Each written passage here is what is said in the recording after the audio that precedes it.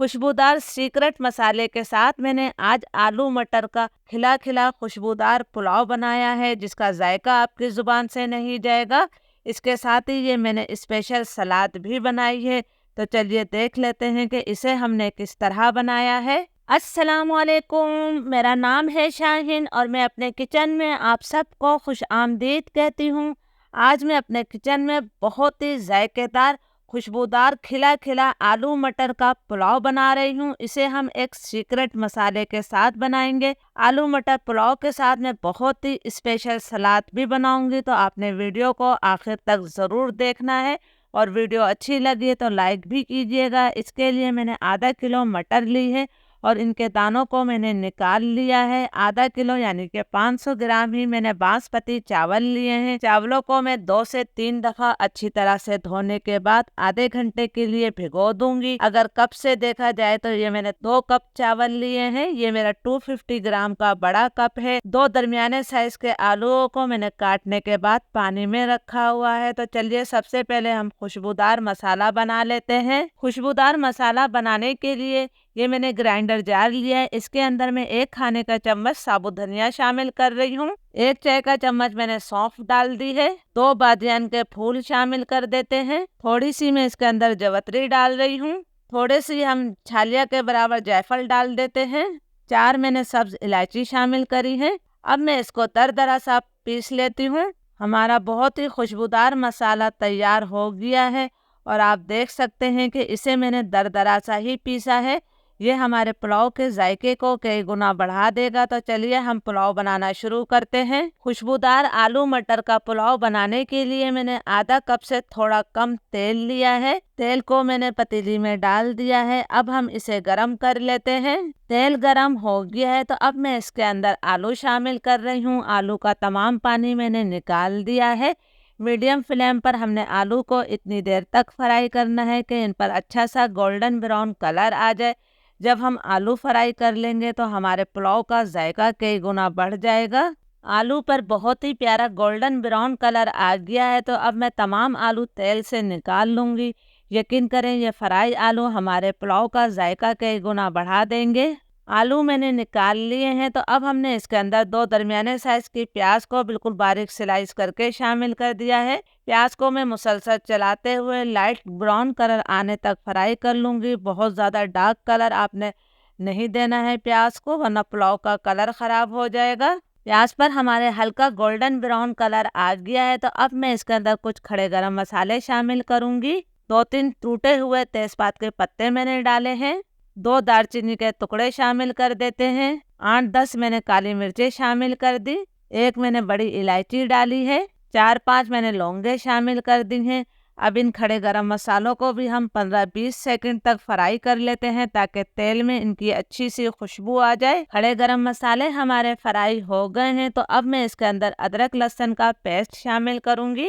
मैं इसके अंदर 2 खाने के चम्मच भरकर अदरक लहसुन का पेस्ट डाल रही हूँ। पुलाव के अंदर अदरक लहसुन थोड़ा ज़्यादा ही जाता है। इस तरह पुलाव जो है बहुत ज़्यादा सौंधा बनता है। थोड़ा सा मैंने पानी शामिल कर दिया है ताकि प्याज जो है हमारी ज़्यादा डार्क कलर की ना हो।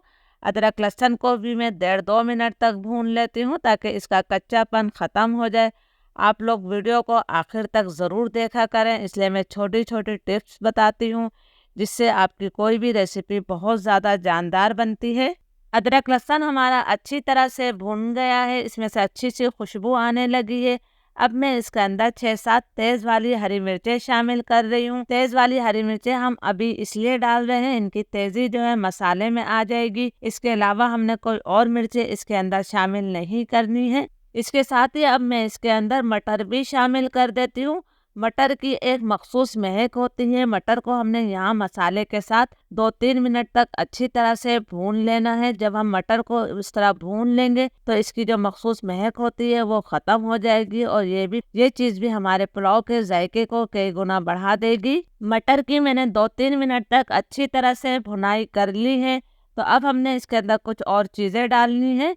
ये जो फ्राई करके हमने आलू निकाले थे ये मैंने शामिल कर दिए। 1 दरमियाने साइज के टमाटर को मैं लंबाई में काट कर शामिल कर रही हूँ। 2 खाने के चम्मच भरकर मैं इसके अंदर दही भी डाल रही हूँ। इस तरह पुलाव का जायका बढ़ जाएगा। 1 चाय का चम्मच भरकर मैंने नमक शामिल किया है। नमक हमें कम लगा तो हम बाद में भी डाल सकते हैं। अब मैं 2 से 3 मिनट तक इसकी मज़ीद भुनाई करूँगी कि दही का पानी खुश्क हो जाए और टमाटर हमारे नरम हो जाएँ। 2-3 मिनट तक मैंने भुनाई कर ली है, दही का पानी खुश्क हो गया है और टमाटर भी हमारे नरम हो गए हैं। अब हमने इसके अंदर ये खुशबूदार मसाला शामिल कर दिया है। पुलाव के जायके को कई गुना बढ़ाने के लिए मैं इसके अंदर 1 चाय का चम्मच भरकर चिकन पाउडर शामिल कर रही हूँ। आप चिकन क्यूब का इस्तेमाल भी कर सकते हैं। इसे भी हमने अच्छी तरह से मिक्स कर लेना है। अगर आप इस पुलाव को और चटपटा बनाना चाहते हैं तो इसके अंदर कुटी हुई लाल मिर्च भी डाल सकते हैं, लेकिन पिसी हुई लाल मिर्च या हल्दी पाउडर इसके अंदर नहीं जाएगा, वो पुलाव का कलर ख़राब कर देगा। इसे मैंने अच्छी तरह से मिक्स कर लिया है। तो हमने इसके अंदर थोड़ा पानी शामिल करना है। मैं आधा कप से भी कम पानी इसके अंदर डाल रही हूँ। इसे मैं हल्का सा मिक्स कर देती हूँ। फ्लेम में लो टू मीडियम करूँगी। लो टू मीडियम फ्लेम पर इसे ढककर मैं 3 से 4 मिनट और पका लेती हूँ ताकि सब्जियाँ हमारी थोड़ी और नरम हो जाएं। लो टू मीडियम फ्लेम पर इसे पकते हुए 3-4 मिनट हो गए हैं और आप देख सकते हैं कि मटर और आलू हमारे थोड़े नरम भी हो गए हैं। जो हमने पानी डाला था वो पानी खुश्क हो गया है और तेल इससे अलग हो गया है। अब मैं इसके अंदर चावलों के लिए पानी शामिल करूंगी। इस कप से नापकर मैंने 2 कप चावल लिए थे, तो इसी कप से नापकर मैं 4 कप पानी शामिल करूंगी। यानी कि हमने चावलों का डबल पानी डालना है। आप भी चावल किसी कप, कटोरी या गिलास से नापकर लिया करें। इस तरह आपको भी पानी डालने में आसानी होगी। इसको मैं हल्का सा मिक्स कर देती हूँ और अब हमने पानी में उबाल आने का इंतज़ार करना है। पानी में उबाल आ गया है तो अब हमने सबसे पहले इसमें नमक चख लेना है। पानी में नमक बराबर होगा तो हमारे चावलों में भी नमक बिल्कुल ठीक रहेगा। मुझे नमक थोड़ा कम लग रहा है तो मैं इसके अंदर आधा चाय का चम्मच नमक शामिल कर रही हूँ। आधे नींबू का रस मैं डाल रही हूँ। इससे जो है चावल खिले खिले बनेंगे, आपस में जुड़ेंगे नहीं। इसको भी मैंने मिक्स कर दिया है। अब हमने इसके अंदर भीगे हुए चावल शामिल करना है। चावलों को भीगे हुए आधा घंटा हो गया है और इनका तमाम पानी मैंने निकाल दिया है। तमाम चावल मैंने डाल दिए हैं। तो अब हमने इसे बिल्कुल हल्के हाथों से मिक्स कर लेना है। ये भीगे हुए चावल हैं तो आपने बिल्कुल हल्के हाथ से मिक्स करना है।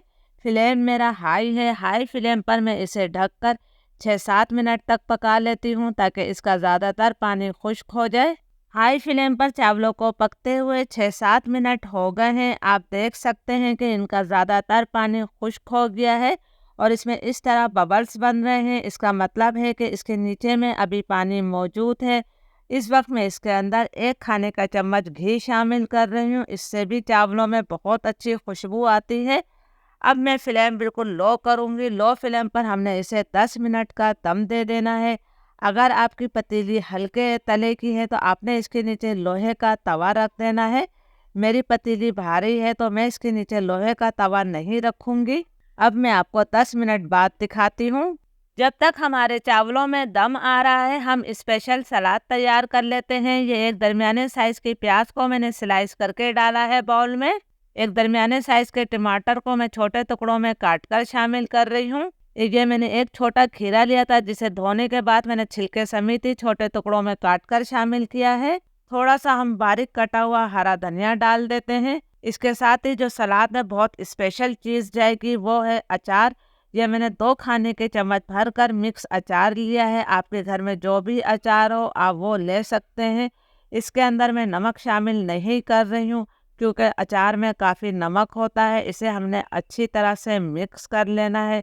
ये सलाद जो है हमारे पुलाव का जायका कई गुना बढ़ा देगी। तो हमारी स्पेशल सलाद तैयार है। चावलों को दम पर रखे हुए 10 मिनट हो गए हैं तो चलिए हम चावल चेक कर लेते हैं। माशाल्लाह मैंने ढक्कन हटाया है। बहुत ही प्यारी इसमें से खुशबू आ रही है और मैं आपको दिखाती हूँ कि चावल का एक एक दाना बिल्कुल खिला हुआ है। तो चलिए अब हम इसे सर्व कर लेते हैं। अल्हम्दुलिल्लाह बहुत ही खुशबूदार और खिला खिला हमारा आलू मटर का पुलाव तैयार है। आप लोगों ने इस रेसिपी को ज़रूर ट्राई करना है और मुझे कमेंट्स करके ज़रूर बताना है कि ये मज़ेदार रेसिपी आपको कैसी लगी। इजाज़त दीजिए। अल्लाह हाफिज़।